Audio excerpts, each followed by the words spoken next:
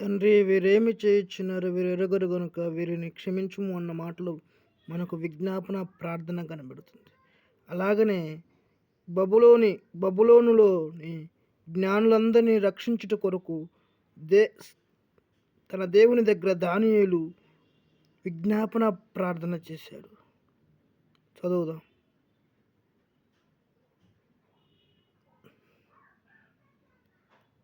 తానును తన స్నేహితులను బబులోనులో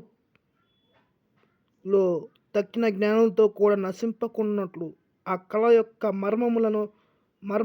మర్మము విషయములలో పరలోకమందున్న దేవుని వలన కటాక్షము పొందు నిమిత్తమై ఆయనను వేడుకునిరని హెచ్చరించెను. అంతటా ఆ రాత్రియందు దర్శనము చేత మర్మము దానియేలుకు బయలుపరచబడిన గనుక దానియేలు పరలోకమందున్న దేవుని స్తుతించెను.